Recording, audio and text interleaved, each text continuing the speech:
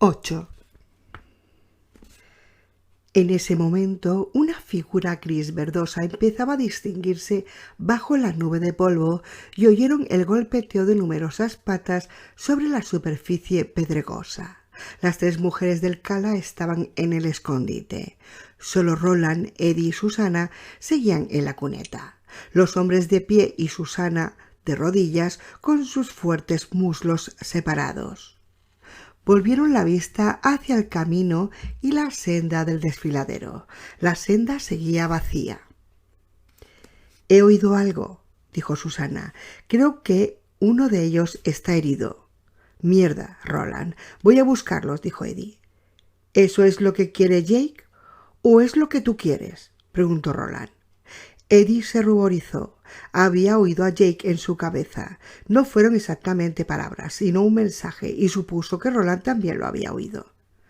«Hay 100 niños allá abajo y allí solo 4», dijo Roland. «A cubierto, Eddie. Tú también, Susana». «¿Y tú?», preguntó Eddie. Roland respiró hondamente y soltó el aire. «Ayudaré si puedo». «No vas a ir a buscarlo, ¿no?». Eddie miró a Roland con creciente incredulidad. «¿No vas a hacerlo?». Roland miró hacia la nube de polvo y al bulto verde grisáceo que estaba debajo, que acabaría teniendo la forma definida de caballos y jinetes en menos de un minuto. Los jinetes con rostros de lobos, enfurecidos, enmarcados por capuchas verdes, cabalgaban hacia el río, descendiendo en picado hacia ese lugar. «No», admitió Roland, «no puedo. Poneos a cubierto». Eddie se quedó donde estaba durante un rato más, con la mano en la culata del gran revólver, mientras iba palideciendo. A continuación, sin decir ni una sola palabra, le dio la espalda a Roland y le cogió la mano a Susana. Se arrodilló junto a ella y luego deslizó hacia el interior del agujero. Ahora solo quedaba Roland, con el gran revólver colgado en la cadera izquierda, mirando hacia la senda vacía del desfiladero. 9. Benny Slitman era un chico corpulento, pero no podía mover el pedrusco que le atrapaba el pie al muchacho de los Tavery. Jake lo vio en el primer intento. Su mente, muy fría, intentaba calcular el peso del niño apresado en comparación con el peso de la piedra que lo apresaba. Supongo que la piedra pesaba más. «Francine». Ella lo miró con unos ojos húmedos y un tanto cegados por la impresión. «¿Le quieres?», preguntó Jake. «Ea, con todo mi corazón». «Él es tu corazón», pensó Jake. «Bien. Entonces ayúdanos. Tira de él tan fuerte como puedas cuando yo te diga. No importa si grita, tira de él de todas formas». Ella asintió como si lo hubiera entendido. Jake esperaba que así fuera. «Si no podemos sacarlo esta vez, tendremos que dejarlo». «Jamás lo haría», gritó la niña. No era momento para discutir. Jake se reunió con Benny junto a la lisa roca blanca. Más allá de su recortado borde, la sanguinolenta espinilla de Frank desaparecía en un oscuro agujero. El chico estaba totalmente despierto y jadeaba.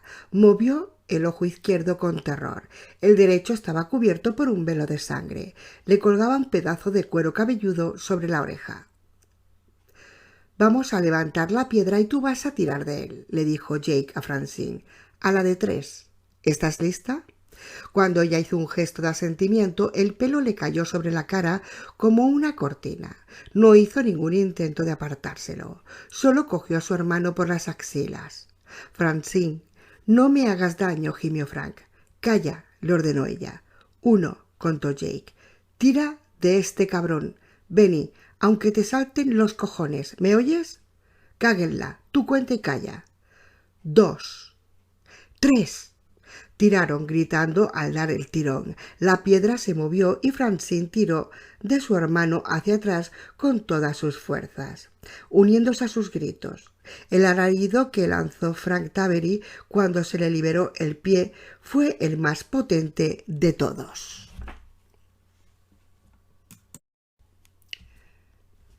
10. Roland oyó roncos gritos de esfuerzo, superados por un chillido de pura agonía. Algo había ocurrido y Jake había hecho algo al respecto. La pregunta era, ¿había sido suficiente para arreglar lo que fuera que hubiera salido mal?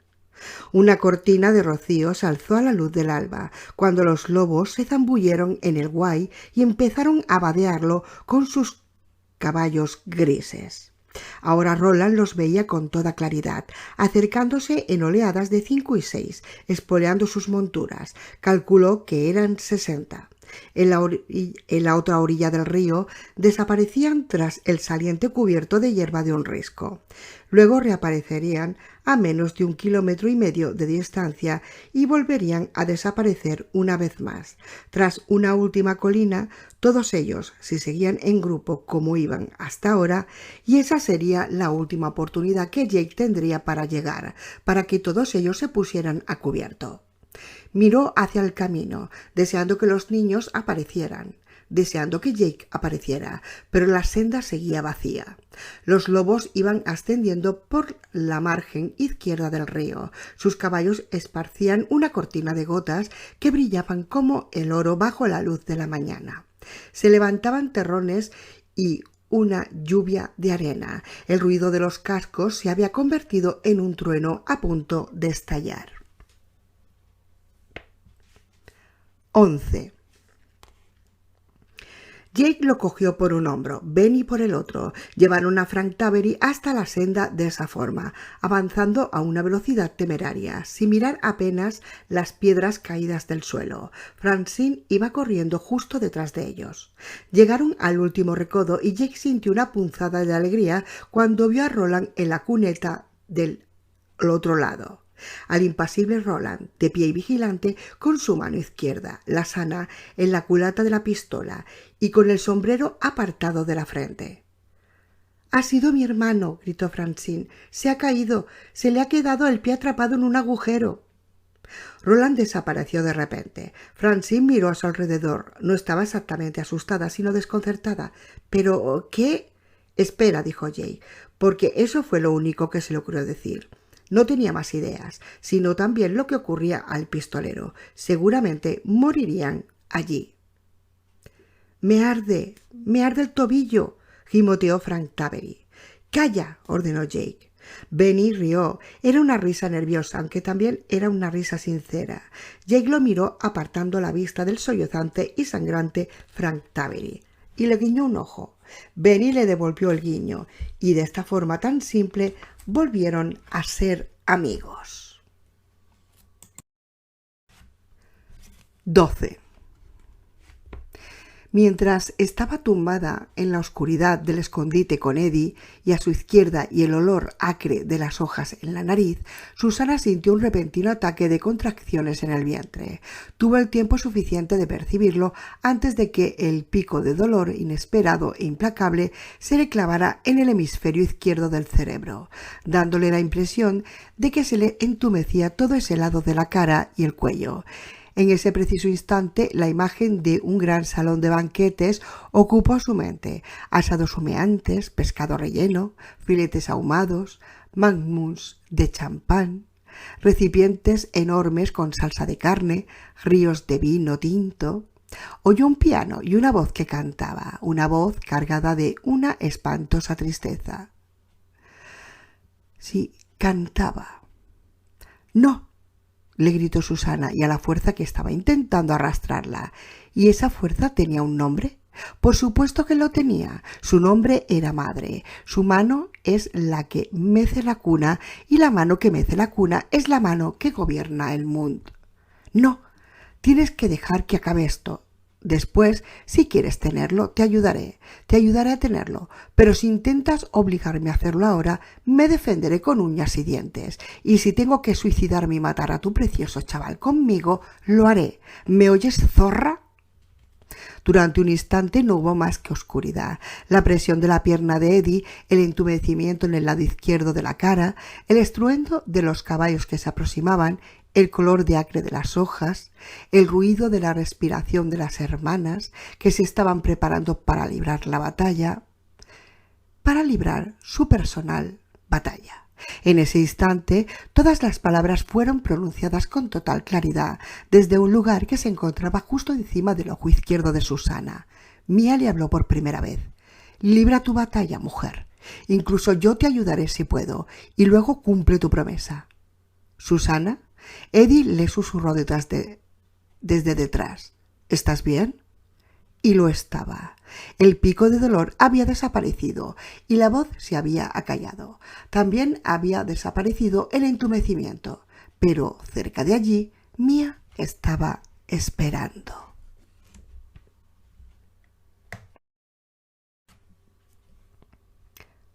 XIII.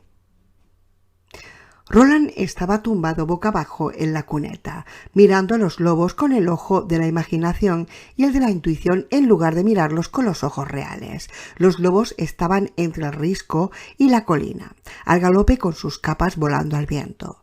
Durante unos 7 segundos quedarían ocultos detrás de la colina. Es decir, si permanecían agrupados y los líderes no habían empezado a levantarse, si es que había calculado bien su velocidad, por supuesto, si estaba en lo cierto, tendría 5 segundos para poder conseguir que Jake y los otros llegasen, o 7.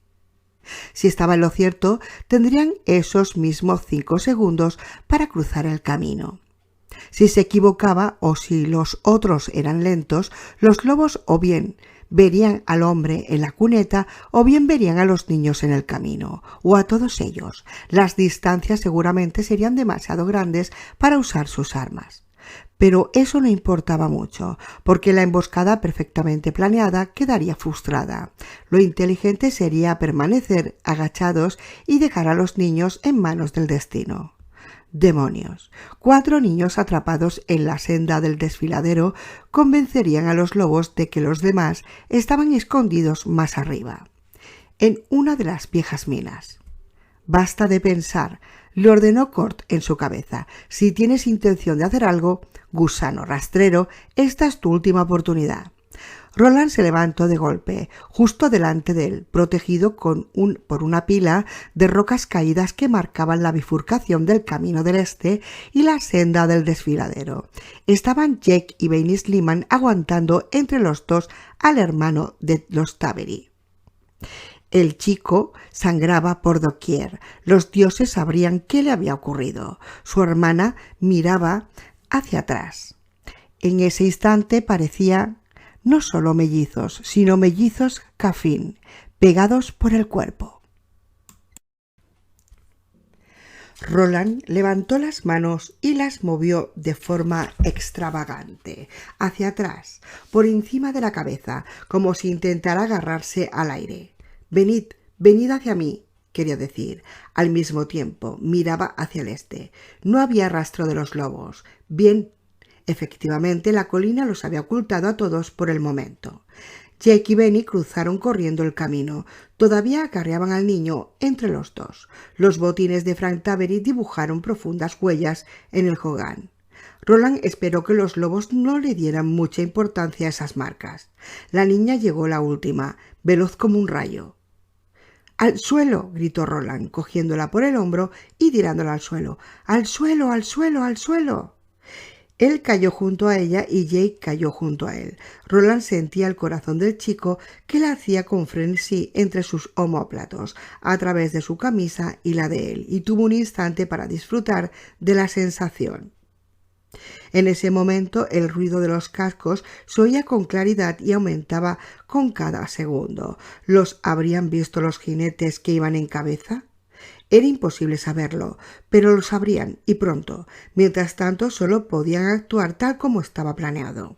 Estarían apretujados en el escondite con 3 personas más, y si los lobos habían visto a Jake y a los otros 3 cruzando el camino, y sin ninguna duda los achicharrarían donde estaban sin que se produjera ni un solo tiro ni un lanzamiento de plato. Pero no había tiempo para preocuparse de eso ahora. Como máximo le quedaba 1 minuto, pensó Roland, tal vez solo 40 segundos, y ese último instante de tiempo se les estaba agotando. «Quítate y ponte a cubierto», le dijo a Jake. «Ahora».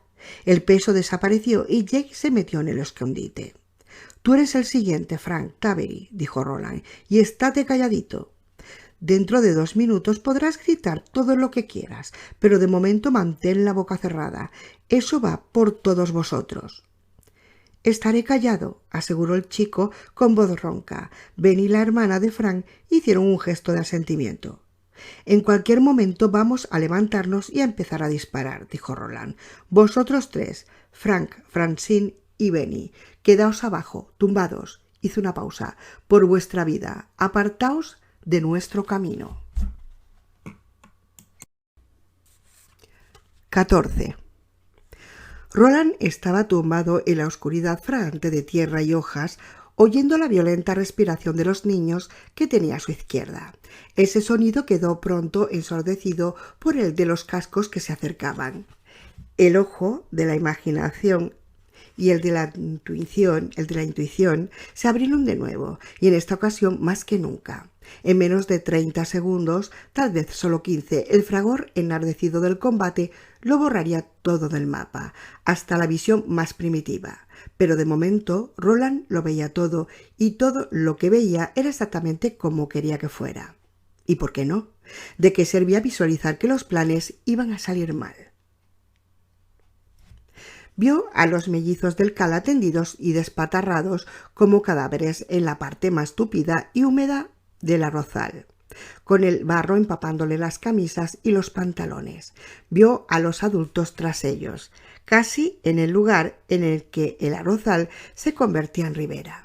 Vio a Sary Adams con sus platos y a Ara de los Manis, la esposa de Cantab, con un par de los suyos, aunque, como una del pueblo Mani, jamás podría sentir compañerismo con las demás mujeres. Vio a Estrada, Ansel, Oberholzer, con sus vas abrazadas contra el pecho. En lugar de una va, Von Eisenhardt estrechaba el rifle que Roland le había engrasado. En el camino, aproximándose desde el este, se veían hileras y más hileras de jinetes con capas verdes, montados en sus caballos grises. Ahora su velocidad estaba decelerando. El sol había salido por fin y se reflejaba en el metal de sus máscaras. Lo gracioso de esas máscaras, por supuesto, es que debajo de ellas había más metal. Roland dejó que el ojo de su imaginación se levantara en busca de otros jinetes, un grupo que llegase al pueblo indefenso desde el sur, por ejemplo. No había ninguno, al menos en su mente. Toda la batida estaba allí, y si se habían tragado las patrañas de Roland y el cadet de los 99 habían contado con tanto esmero, allí es donde debería estar. Vio las vigas alineadas en el lado del camino que daba al pueblo y tuvo tiempo de desear que hubieran soltado el tirante de los arreos, aunque así estaba mejor. Daba la impresión de que la huida había sido más precipitada. Vio la senda que conducía a los desfiladeros, hacia las minas, tanto a la que estaba abandonada como a la que estaba operativa, hacia el par de cuevas que había más allá. Vio a los lobos que iban en cabeza detenidos allá arriba, tirando con sus manos enguantadas de los bocados de las bestias hasta hacerlas relinchar. Vio a través de los ojos de los lobos imágenes no producidas por la cálida visión humana, sino frías, como las de los perdiónicos. Vio el sombrero que había tirado Francine Tavery. Su mente no solo tenía ojos, sino nariz, y olió el balsámico aunque facundo olor de los niños. Olían algo intenso y graso, olían a eso que los lobos le quitaban a los niños que abducían. Su mente no solo tenía nariz y ojos, sino oídos, y oyó tenuemente los mismos crujidos que habían salido de Andy, el mismo gañido de relés, servomotores, bombas hidráulicas y los dioses sabrán qué otra maquinaria. El ojo de su mente vio a los lobos inspeccionando primero el revoltijo de huellas en el camino. Al menos esperó a que ellos les pareciera un revoltijo, y luego mirando hacia el camino del desfiladero, por supuesto. Porque el imaginarlos de otra forma, preparándose para usarlos como pollos a la parrilla en su escondite, no les serviría de nada. No, estaban mirando hacia el camino del desfiladero. Tenían que estar mirando hacia el desfiladero. Estaban oliendo a niño, A lo mejor olían tanto su miedo como la poderosa cosa que tenían los pequeños en el fondo del cerebro, y mirando los restos caídos de desperdicios y tesoros que su presa había dejado atrás. Estaban allí, sobre sus caballos mecánicos, mirando. «Atacad», le surgió Roland mentalmente. Notó cómo Jake se removía un poco detrás de él al oír su pensamiento, su súplica más bien. «Atacad, id a por ellos, coged lo que queráis». Se oyó un fuerte golpe seco emitido por uno de los lobos. Fue seguido por el breve aullido de una sirena, seguida a su vez por el desagradable silbato cantarín que Jake había oído en el Dogan. Después de aquello los caballos volvieron a ponerse en marcha. Primero se oyó el sordo ruido de sus cascos sobre el Hogan y luego en el suelo más pedregoso y alejado de la senda del desfiladero.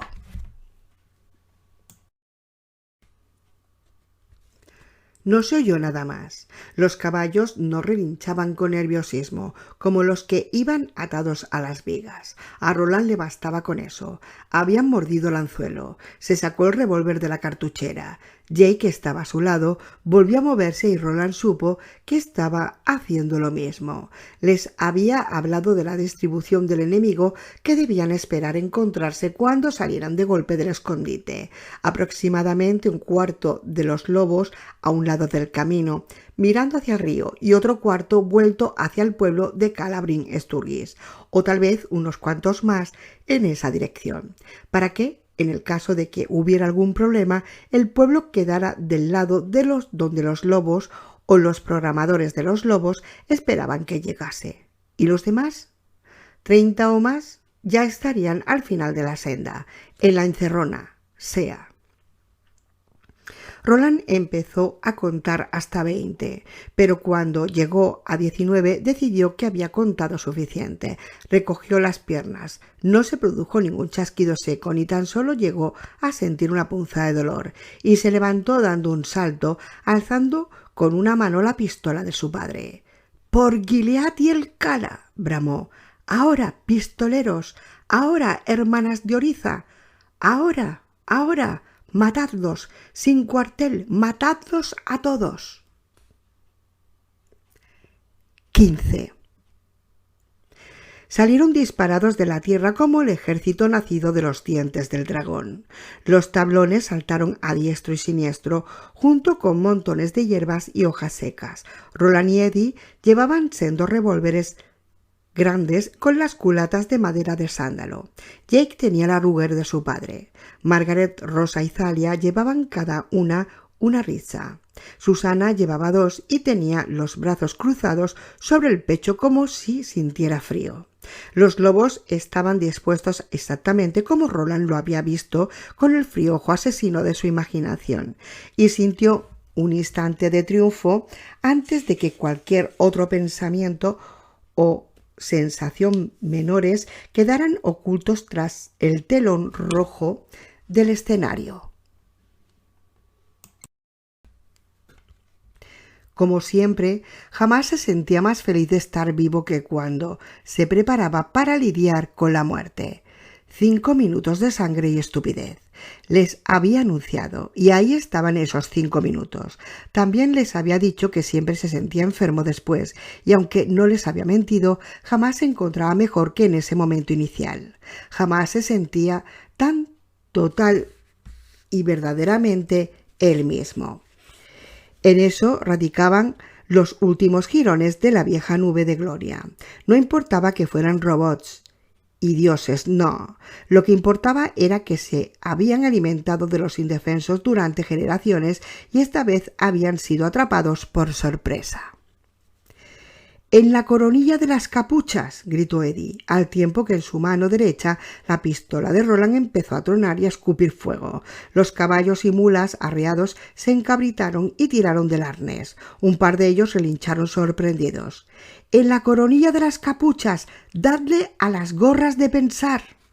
Y entonces, como para demostrar lo que decía Eddie, las capuchas verdes de 3 jinetes que se encontraban al lado derecho del camino cayeron como empujadas por unos dedos invisibles. Cada uno de los 3 seres que se cubrían por ella se plomaron de las sillas como muñecos y se golpearon contra el suelo. Cuando el abuelo contó la historia sobre el lobo que Molly Dolin había batido, había hablado de retorcimientos tras la caída, pero esos 3 se quedaron quietos como estatuas a los pies de los caballos que no paraban de brincar. Molly podría no haberle dado de pleno en la gorra de pensar, pero Eddie sí sabía a lo que le estaba disparando y le dio. Roland también abrió fuego, disparaba con la pistola a la altura de la cadera, disparaba casi al azar, pero todas las balas alcanzaron sus objetivos.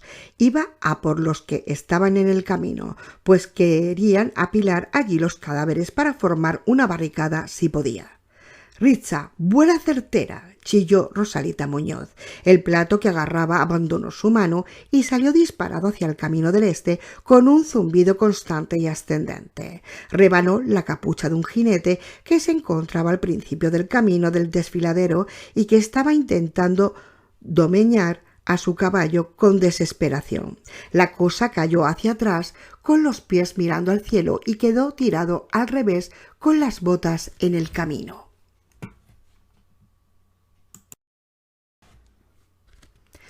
«¡Riza!», gritó Margaret Eisenhart.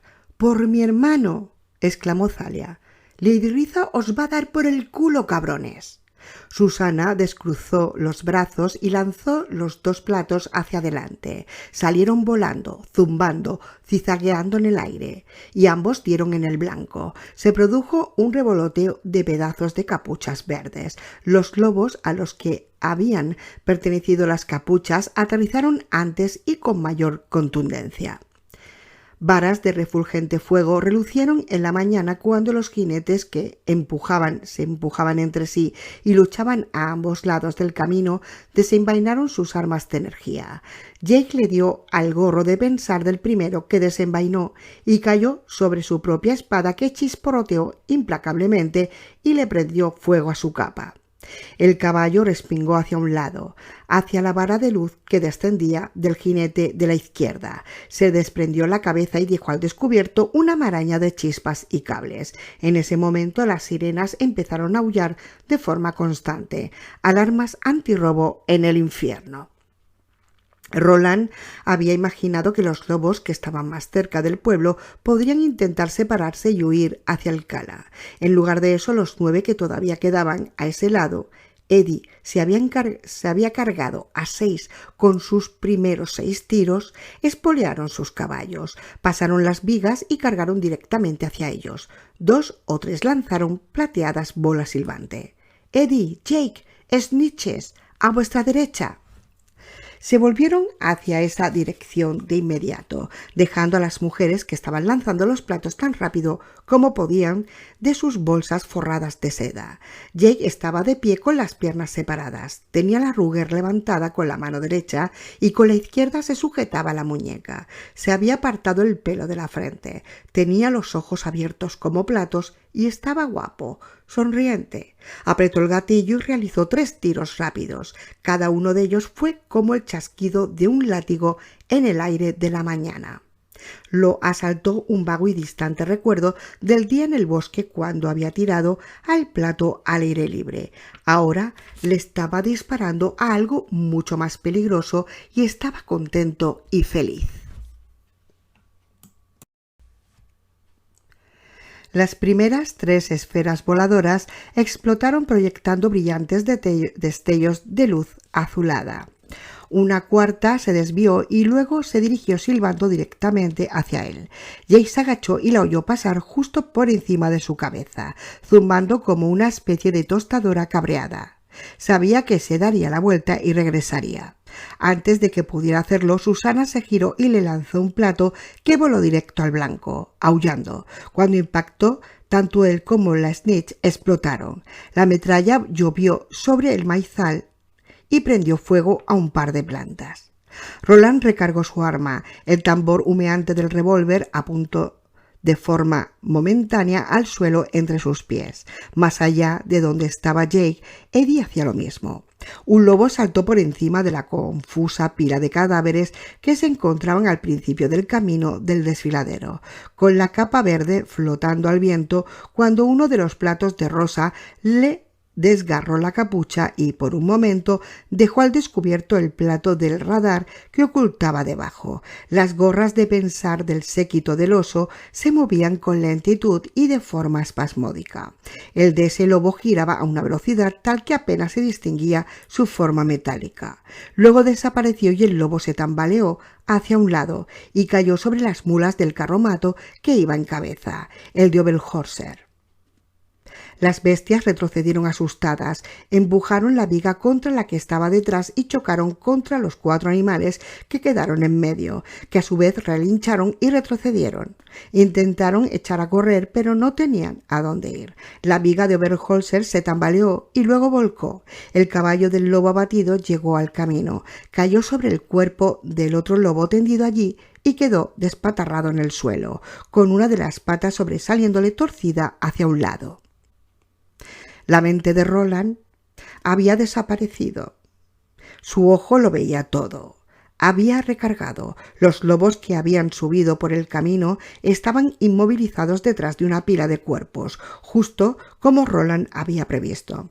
El grupo de 15 situado en el lado que daba al pueblo había sido diezmado. Solo quedaban 2. Los que estaban a la derecha intentaban flanquear el final de la cuneta, donde las 3 hermanas de Oriza y Susana defendían su línea de combate. Roland les dejó los 2 lobos que quedaban en su lado a Eddie y a Jake. Corrió hacia la trinchera para cubrir la espalda a Susana y empezó a disparar a los 10 lobos que cargaban contra ellos. Uno levantó una snitch para lanzarla y a continuación la dejó caer cuando una bala de Roland le voló a la gorra de pensar. Rosa se encargó de otro, Margaret Eisenhardt de un tercero. Margaret se agachó para coger otro plato. Cuando volvió a levantarse, una vara de luz le rebanó la cabeza y le reprendió el pelo al tiempo que caía rodando la cuneta. La reacción de Benny fue comprensible.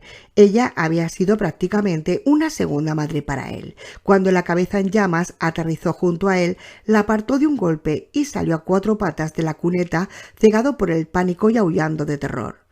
«¡Benny, no! ¡Vuelve!», gritó Jake. Los 2 lobos que quedaban lanzaron sus plateadas esferas de la muerte al muchacho que gateaba y chillaba. Jake le disparó a una en el aire, pero no tuvo oportunidad de darle a la otra. La snitch impactó en el pecho de Benny Slintman y el muchacho explotó. Un brazo se desmembró de su cuerpo y aterrizó en el camino con la palma de la mano hacia arriba. Susana rebanó con un plato de la gorra de pensar al lobo que había matado a Margaret y luego hizo lo mismo con otro plato con el que había matado al amigo de Jake. Sacó 2 rizas nuevas de sus bolsas y se volvió hacia los lobos que llegaban justo cuando el primero entraba de un salto a la cuneta. El pecho del caballo empujó a Roland, que cayó despatarrado. El lobo blandió su espada sobre el pistolero. A Susana le pareció un brillante tubo de neón de color rojo anaranjado. «No, de eso nada, colega», gritó, y lanzó el plato de la mano derecha. Partió en 2 el brillante sable y el arma explotó a la altura de la empuñadura y arrancó el brazo al lobo. Al minuto siguiente, uno de los platos de Rosa le amputó la gorra de pensar y el lobo se tambaleó hacia los lados y se desplomó en el suelo con su reluciente máscara, haciéndoles una mueca espantosa a los estupefactos y aterrados gemelos Taberi, que estaban tumbados y aferrados el uno al otro. A continuación empezó a husmear y a fundirse.